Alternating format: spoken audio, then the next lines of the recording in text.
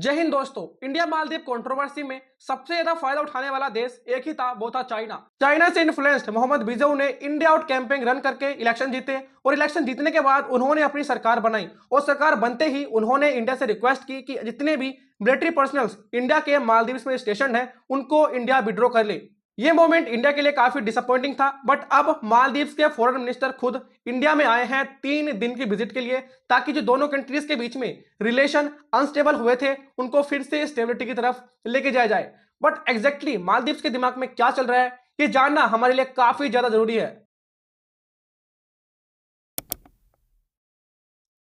10 मई को Indian military के जितने भी सोल्जर्स मालदीव्स में स्टेशन थे वो कंप्लीटली विड्रॉ कर लेते हैं और ये दिन इंडिया कभी नहीं भुला सकता, क्योंकि इंडिया के साथ जो मालदीव्स ने किया वो काफी डिसअपॉइंटिंग था। इंडिया ने कभी एक्सपेक्ट नहीं किया था कि इंडिया के मिलिट्री पर्सनल्स को कभी मालदीव अपने कंट्री से विड्रॉ करने के लिए भी कहेगा। बेसिकली जितने भी इंडियन मिलिट्री पर्सनल्स मालदीव्स में स्टेशन थे उनका काम था 2 हेलीकॉप्टर्स और डोनियर एयरक्राफ्ट को ऑपरेट करना और मेंटेन करना। ये साथ ही साथ मालदीव्स की मैरीटाइम सिक्योरिटी को भी एंश्योर करते थे। डोनियर एयरक्राफ्ट इंडिया के द्वारा ही मालदीव्स को गिफ्ट किया गया था। जब मोहम्मद बिजौ मालदीव के प्रेसिडेंट बनते हैं तो इंडिया से डायरेक्टली कह देते हैं कि अपने मिलिट्री पर्सनल्स को विड्रॉ कर लो, और इंडिया कहना था कि चलो बैठ के बातचीत करते हैं, डिस्कशन के थ्रू सॉल्यूशन निकालते हैं। बट मालदीव्स के प्रेसिडेंट ने इंडिया के मिलिट्री पर्सनल को विड्रॉ करने के लिए कह दिया डायरेक्टली। और 12 मार्च को इंडियन सोल्जर्स का फर्स्ट बैच मालदीव से विड्रॉ करता है, जिसके अंदर 25 सोल्जर्स थे। इन सब के बावजूद भी पिछले महीने जब मालदीव्स के अंदर इसेंशियल कमोडिटीज की कमी हो गई थी तो इंडिया ही वो कंट्री था जिसने मालदीव्स को सपोर्ट किया था। मालदीव्स ने इंडिया से रिक्वेस्ट की प्लीज हमारे लिए इन इसेंशियल कमोडिटीज को एक्सपोर्ट करिए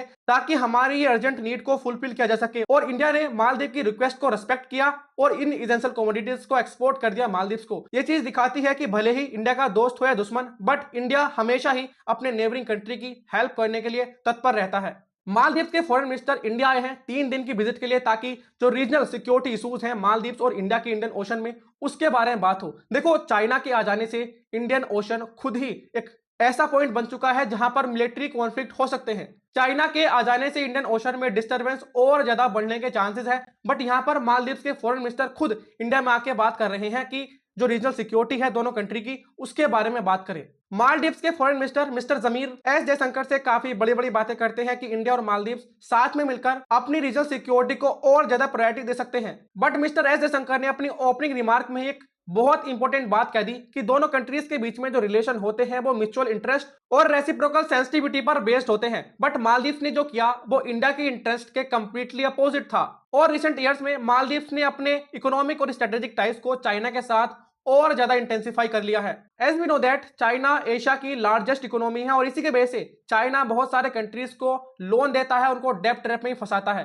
चाइना मालदीव्स का लार्जेस्ट एक्सटर्नल क्रेडिटर है विद $1.3 बिलियन, जो स्टैंड करता है अबाउट 20% ऑफ टोटल पब्लिक डेब्ट। और इसके थ्रू चाइना ने बहुत सारे इंफ्रास्ट्रक्चर प्रोजेक्ट को स्टार्ट कर दिया है मालदीव्स में। एक तरफ तो मालदीव्स में इंडियन मिलिट्री पर्सनल्स को बाहर निकाल दिया गया और दूसरी तरफ चाइना अपने इंफ्रास्ट्रक्चर प्रोजेक्ट को एक के बाद एक स्टार्ट करता जा रहा है। और इन सब के बावजूद भी मिस्टर जमीर इंडिया आते हैं और बात करते हैं इंडिया ने जो मालदीव की सपोर्ट की है इकोनॉमी में, ट्रेड में, इन्वेस्टमेंट में, उसके लिए मालदीव्स बहुत ज्यादा शुक्रगुजार है, उसको अप्रिशिएट करते हैं। ये अपने स्टेटमेंट के दौरान ये भी कहते हैं कि होपफुली हो सकता है मिस्टर मिजौ बहुत जल्द इंडिया में विजिट करें। अगर मोहम्मद मिजौ इंडिया आते हैं तो वो इंडिया के क्राउड को कैसे फेस करेंगे और इंडिया के जो ऑफिशियल्स हैं उनसे कैसे बात करेंगे, क्योंकि जो मिस्टर मिजौ ने किया वो इंडियन ओशन की सिक्योरिटी पर एक बड़ा क्वेश्चन रेज करता है।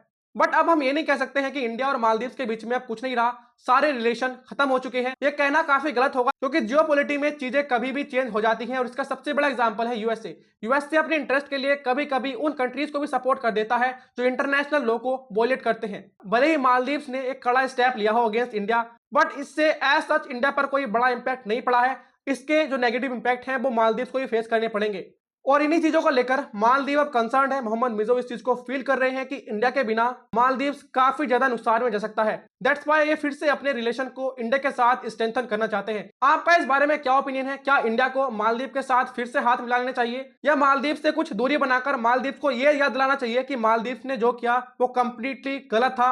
आप अपना ओपिनियन कमेंट के थ्रू मुझ तक पहुंचा सकते हैं। जय हिंद।